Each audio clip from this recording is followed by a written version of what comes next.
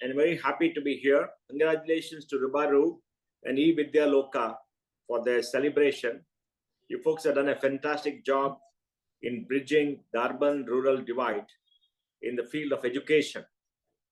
And I think as we stand here today, a lot of good things are happening around the world, and we're going to see a tremendous amount of transformation.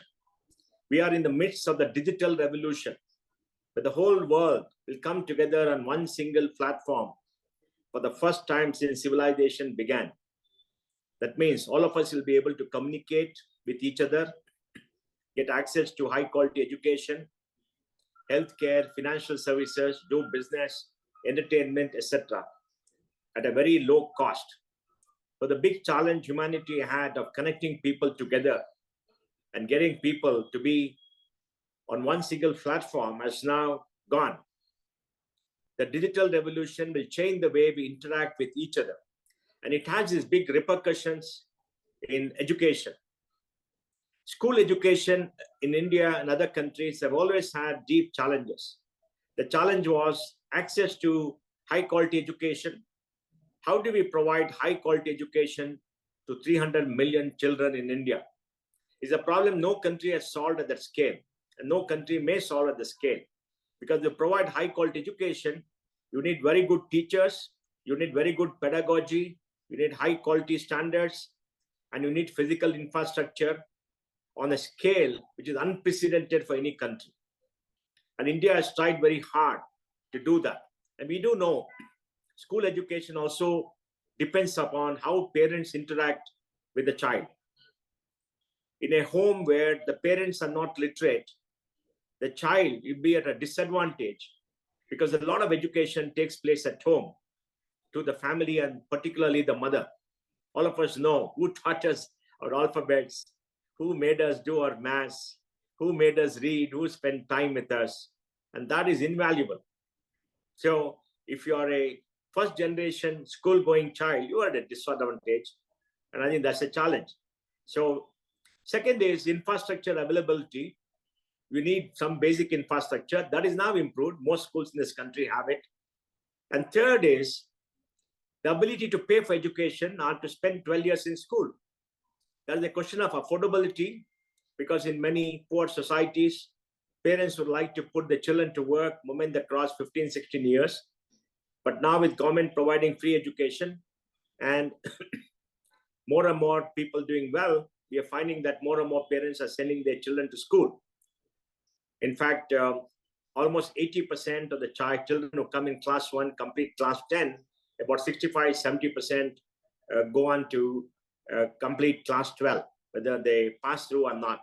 And we're seeing this increasing numbers, and we're also seeing a decline in children being born.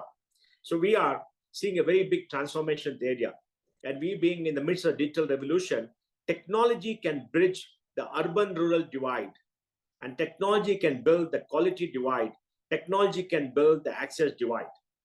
And I think there's a very important aspect that we have to look forward to in the Amrit Kal as India grows on to a $10 trillion economy by 2032 and grows further.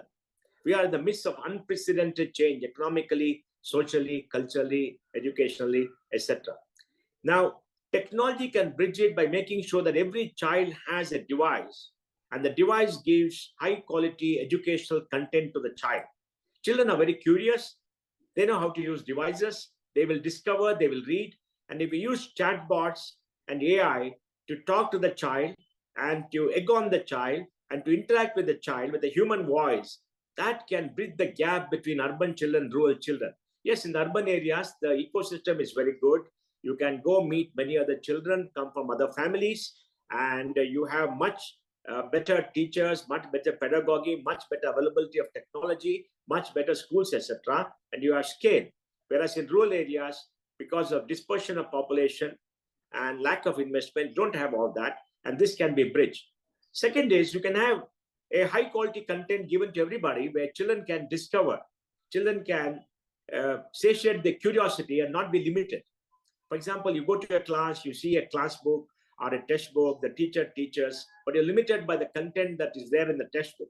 Here on digital media, you can read unlimited content and you can explore on your own, and you can do whatever you want depending upon the time you spend.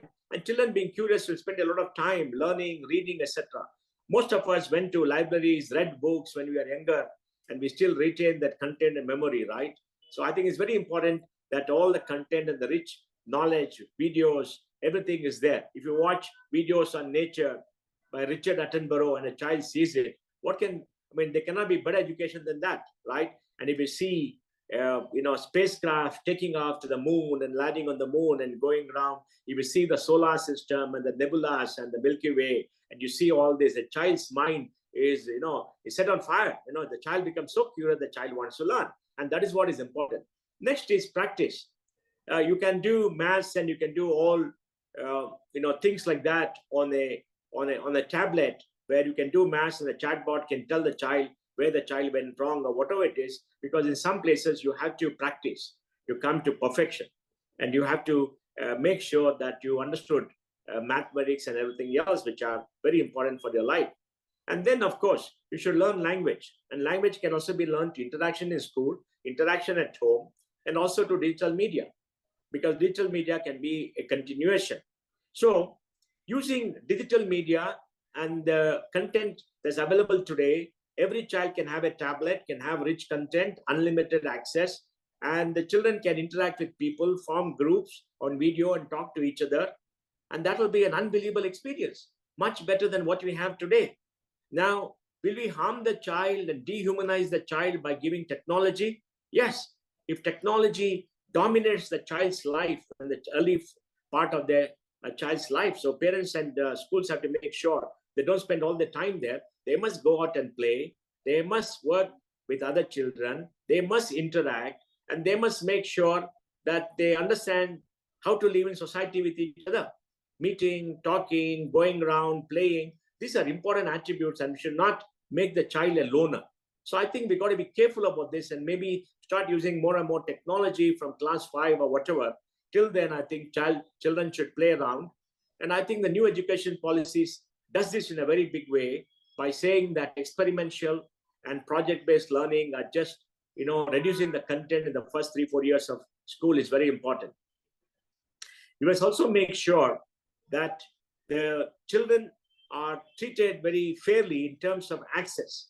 So this access to digital technology should be underwritten by the state, because the state under the Constitution is obliged to give primary education to every child free of cost. And as a society, no child should be deprived of education. Every child should get 12 years of schooling. And society should come together through the government and private sources and people like you to do that. And then, of course, going on to college, we have to create capacity so that people can realize their dream, but it's up to them beyond a point. But 12 years of school should be made mandatory, and every child should go through that, because after 12 years of school, you come to age 18, when you become an adult, and you can possibly learn how to navigate your way in society. So I want to just end by saying that we are in the midst of unprecedented change. Technology offers a solution to improve access, improve quality, improve the ability of children to learn, and at a very marginal investment. The investment will look huge, but it's marginal considering the benefits that we are going to get. India is economically strong, can afford digital technologies, huge amount of content and devices are now available. And there are very committed people like eVidyaloka who are available to do this on a scale. Society should join together and then ensure that next 4 or 5 years, we bring in high quality education to all children and remove the distance, remove the quality barriers, remove any barriers between urban and rural areas. So congratulations on your work and wish you all the best.